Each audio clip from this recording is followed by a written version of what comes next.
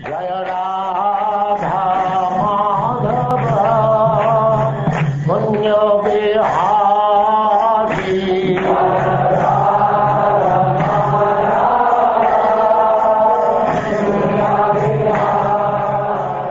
And now Chapter 10, the discussion between Jada Bharata and Maharaja Rahugana.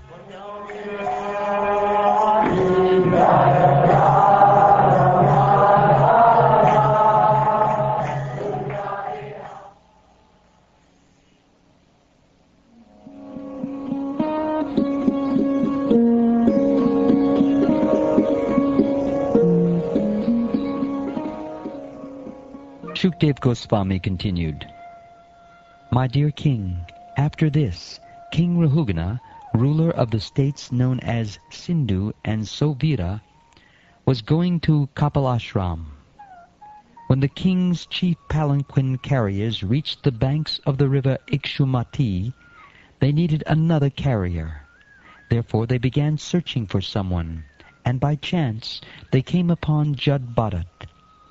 They considered the fact that Jada Bharata was very young and strong and had firm limbs. Like cows and asses, he was quite fit to carry loads. Thinking in this way, although the great soul Jada Bharata was unfit for such work, they nonetheless unhesitatingly forced him to carry the palanquin. The palanquin, however, was very erratically carried by Jada Bharata due to his sense of non-violence. As he stepped forward, he checked before him every 3 feet to see whether he was about to step on ants. Consequently, he could not keep pace with the other carriers. Due to this, the palanquin was shaking, and King Rahugana immediately asked the carriers, Why are you carrying this palanquin unevenly? Better carry it properly. When the palanquin carriers heard the threatening words of Maharaja Rahugana, they became very afraid of his punishment and began to speak to him as follows. O Lord, please note that we are not at all negligent in discharging our duties. We have been faithfully carrying this palanquin according to your desire, but this man who has been recently engaged to work with us cannot walk very swiftly. Therefore, we are not able to carry the palanquin with him.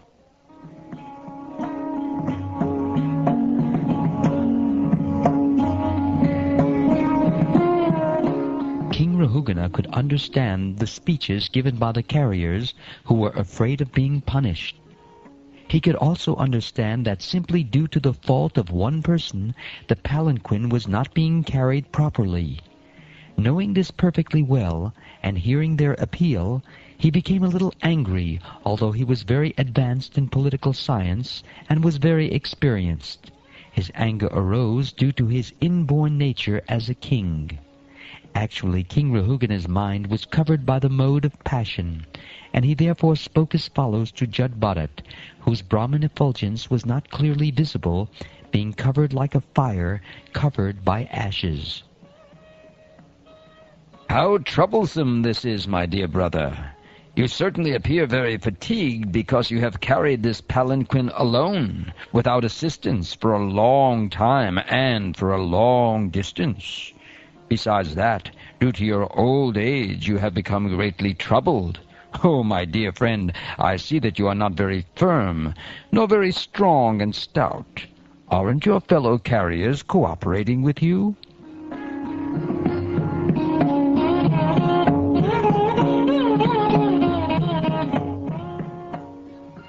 In this way, the king criticized Jada Bharata with sarcastic words.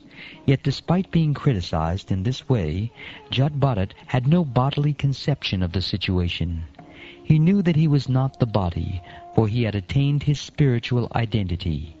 He was neither fat, lean, nor thin, nor had he anything to do with a lump of matter, a combination of the 5 gross and 3 subtle elements. He had nothing to do with the material body and its 2 hands and legs. In other words, he had completely realized his spiritual identity, or Aham Brahmasmi. He was therefore unaffected by this sarcastic criticism from the king. Without saying anything, he continued carrying the palanquin as before. Thereafter, when the king saw that his palanquin was still being shaken by the carriers, he became very angry and said, "You rascal! What are you doing? Are you dead despite the life within your body? Do you not know that I am your master? You are disregarding me and not carrying out my order.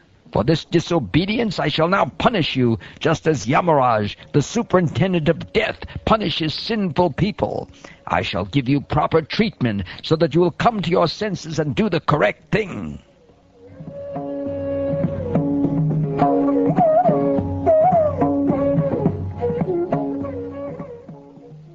Thinking himself a king, King Rahugana was in the bodily conception, and was influenced by material nature's mode of passion and ignorance. Due to madness, he chastised Jada Bharata with uncalled for and contradictory words. Jada Bharata was a topmost devotee and the dear abode of the Supreme Personality of Godhead. Although considering himself very learned, the king did not know about the position of an advanced devotee situated in devotional service, nor did he know his characteristics. Jada Bharata was the residence of the Supreme Personality of Godhead. He always carried the form of the Lord within his heart. He was the dear friend of all living beings, and he did not entertain any bodily conception. He therefore smiled and spoke the following words. "My dear king and hero, whatever you have spoken sarcastically is certainly true. Actually, these are not simply words of chastisement, for the body is the carrier. The load carried by the body does not belong to me, for I am the spirit soul. There is no contradiction in your statements, because I am different from the body. I am not the carrier of the palanquin. The body is the carrier. Certainly, as you have hinted, I have not labored carrying the palanquin, for I am detached from the body. You have said that I am not stout and strong, and these words are befitting a person who does not know the distinction between the body and the soul. The body may be fat or thin, but no learned man would say such things of the spirit soul. As far as the spirit soul is concerned, I am neither fat nor skinny. Therefore, you are correct when you say that I am not very stout. Also, if the object of this journey and the path leading there were mine, there would be many troubles for me, but because they relate not to me, but to my body, there is no trouble at all. Fatness, thinness, bodily and mental distress, thirst, hunger, fear, disagreement, desires for material happiness, old age, sleep, attachment for material possessions, anger, lamentation, illusion, and identification of the body with the self, are all transformations of the material covering of the spirit soul. A person absorbed in the material bodily conception is affected by these things, but I am free from all bodily conceptions. Consequently, I am neither fat, nor skinny, nor anything else you have mentioned. My dear king, you have unnecessarily accused me of being dead, though alive. In this regard, I can only say that this is the case everywhere, because everything material has its beginning and end. As far as your thinking that you are the king and master, and thus trying to order me, this is also incorrect, because these positions are temporary. Today you are a king, and I am your servant, but tomorrow the position may be changed, and you may be my servant, and I your master.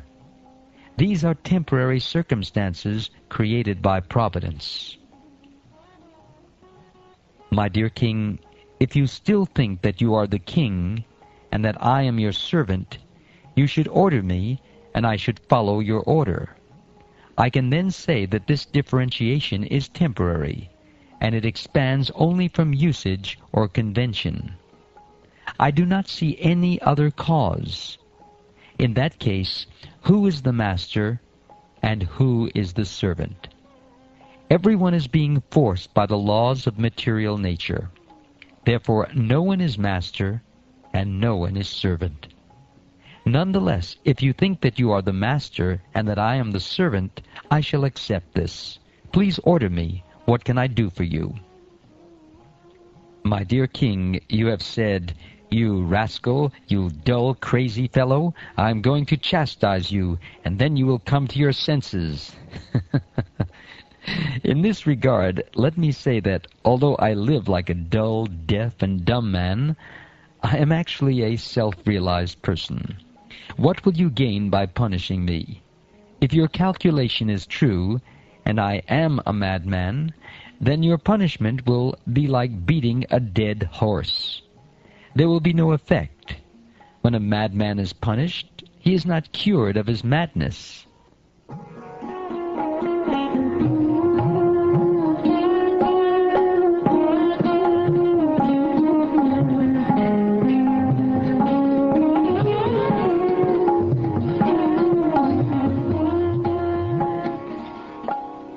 Shukdev Goswami said, O Maharaj Parikshit, when King Rahugana chastised the exalted devotee Jada Bharata with harsh words, that peaceful, saintly person tolerated it all and replied properly. Nescience is due to the bodily conception, and Jada Bharata was not affected by this false conception. Out of his natural humility, he never considered himself a great devotee, and he agreed to suffer the results of his past karma. Like an ordinary man, he thought that by carrying the palanquin, he was destroying the reactions of his past misdeeds. Thinking in this way, he began to carry the palanquin as before. O best of the Pandu dynasty, the king of the Sindhu and Sovira states, Maharaja Rahugana, had great faith in discussions of the absolute truth. Being thus qualified, he heard from Jada Bharata that philosophical presentation which is approved by all scriptures on the mystic yoga process, and which slackens the knot in the heart. His material conception of himself as a king was thus destroyed. He immediately descended from his palanquin and fell flat on the ground with his head at the lotus feet of Jada Bharata in such a way that he might be excused for his insulting words against the great Brahman. He then prayed as follows. O Brahman, you appear to be moving in the world very much covered and unknown to others. Who are you? Are you a learned Brahmin and saintly person? I see that you are wearing a sacred thread. Are you one of those exalted liberated saints, such as Dattatreya and other highly advanced learned scholars? May I ask whose disciple you are? Where do you live? Why have you come to this place? Is your mission in coming here to do good for us? Please let me know who you are. My dear sir, I am not at all afraid of the thunderbolt of King Indra, nor am I afraid of the serpentine-piercing trident of Lord Shiva. I do not care about the punishment of Yamaraj, the superintendent of death, nor am I afraid of fire, scorching sun, moon, wind, nor the weapons of Kuvera. Yet I am afraid of offending a Brahmin. I am very much afraid of this. My dear sir, it appears that the influence of your great spiritual knowledge is hidden. Factually, you are bereft of all material association and fully absorbed in the thought of the Supreme. Consequently, you are unlimitedly advanced in spiritual knowledge. Please tell me why you are wandering around like a dullard. O great saintly person, you have spoken words approved by the yogic process, but it is not possible for us to understand what you have said. Therefore, kindly explain it. I consider your good self the most exalted master of mystic power. You know the spiritual science perfectly well. You are the most exalted of all learned sages, and you have descended for the benefit of all human society. You have come to give spiritual knowledge, and you are a direct representative of Kapila Dev, the incarnation of God and the plenary portion of knowledge. I am therefore asking you, O spiritual master, what is the most secure shelter in this world? Is it not a fact that your good self is the direct representative of Kapila Dev, the incarnation of the Supreme Personality of Godhead? To examine people and see who is actually a human being and who is not, you have presented yourself to be a deaf and dumb person. Are you not moving this way upon the surface of the world? I am very attached to family life and worldly activities, and I am blind to spiritual knowledge. Nonetheless, I am now present before you, and am seeking enlightenment from you. How can I advance in spiritual life? You have said, I am not fatigued from labor. Although the soul is different from the body, there is fatigue because of bodily labor, and it appears to be the fatigue of the soul. When you are carrying the palanquin, there is certainly labor for the soul. This is my conjecture. You have also said that the external behavior exhibited between the master and the servant is not factual. But although in the phenomenal world it is not factual, the products of the phenomenal world can actually affect things. That is visible and experienced. As such, even though material activities are impermanent, they cannot be said to be untrue. My dear sir, you have said that designations like bodily fatness and thinness are not characteristics of the soul. That is incorrect, because designations like pain and pleasure are certainly felt by the soul. You may put a pot of milk and rice within fire, and the milk and rice are automatically heated one after the other. Similarly, due to bodily pains and pleasures, the senses, mind, and soul are affected. The soul cannot be completely detached from this conditioning. My dear sir, you have said that the relationship between the king and the subject, or between the master and the servant, are not eternal. But although such relationships are temporary, when a person takes the position of a king, his duty is to rule the citizens and punish those who are disobedient to the laws. By punishing them, he teaches the citizens to obey the laws of the state. Again, you have said that punishing a person who is deaf and dumb is like chewing the chewed or grinding the pulp. That is to say, there is no benefit in it. However, if one is engaged in his own occupational duty, as ordered by the Supreme Lord, his sinful activities are certainly diminished. Therefore, if one is engaged in his occupational duty by force, he benefits, because he can vanquish all his sinful activities in that way. Whatever you have spoken appears to me to be contradictory. O best friend of the distressed, I have committed a great offense by insulting you. I was puffed up with false prestige due to possessing the body of a king. For this I have certainly become an offender. Therefore I pray that you kindly glance at me with your causeless mercy. If you do so, I can be relieved from sinful activities brought about by insulting you. O my dear Lord, you are the friend of the Supreme Personality of Godhead, who is the friend of all living entities. You are therefore equal to everyone, and you are free from the bodily conception. Although I have committed an offense by insulting you, I know that there is no loss or gain for you due to my insult. You are fixed in your determination, but I have committed an offense. Because of this, even though I may be as strong as Lord Shiva, I shall be vanquished without delay due to my offense at the lotus feet of a Vaishnava.